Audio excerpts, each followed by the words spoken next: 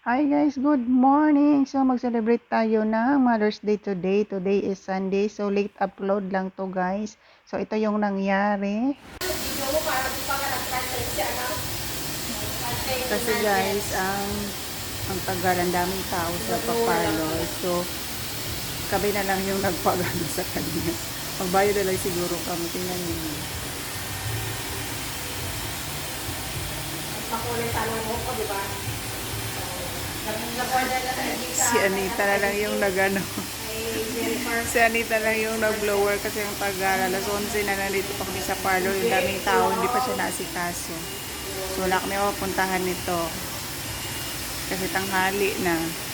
Nahiya naman kami kasi nagstay kami dito. Tapos hindi kami makaalis. Ito yun sa Kaohsiung train station. Maraming mga dito. Migrant workers. Migrant workers usually yung mga nandito. Ang iba-ibang lahi. So, ito yung ano nila, oh.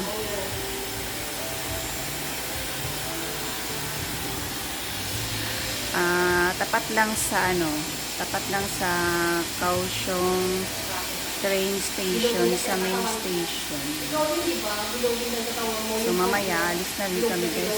Kami na siguro mag-blower nitong kasama namin kasi ang dami, hindi pa kami naasikaso. Tingnan niyo.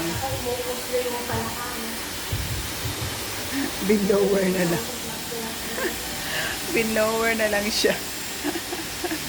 So, see you later, guys.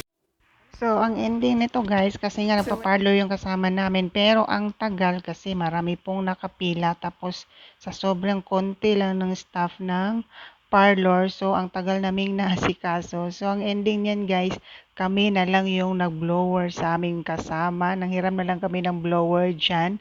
Kasi, pag maghintay kami, guys, ang tagal. So, may schedule kami ng gala niyan. Naghintay kami niyan magtanghali na. Ang tagal-tagal ng staff. Hindi naman yung staff guys, kaya lang sobrang dami tao ng parlor. So anyway, mag-celebrate pala tayo ng Mother's Day. Sunday ito guys. Late upload lang tayo nito. Pero yung video na to is Sunday, celebration ng Mother's Day. Yung mga kasama namin ay yung mga kasama ko dati pa. Pero ang tagal na namin hindi nagkita-kita. Pero ngayon lang kami nagkita guys. Ilang buwan lang din kasi hindi talaga magkatugma yung mga schedule namin dahil sa aming mga trabaho. So, sariling sikap na lang tayo ng blower at saka plancha nito guys. Kasi pag maghintay tayo, wala tayong mapupuntahan ng buong araw.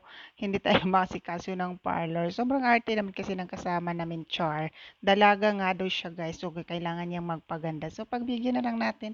Kasi minsan lang naman makakalabas at yun lang yung kaligayahan daw niya. Yung ganda-gandahan siya sa picture. Bye!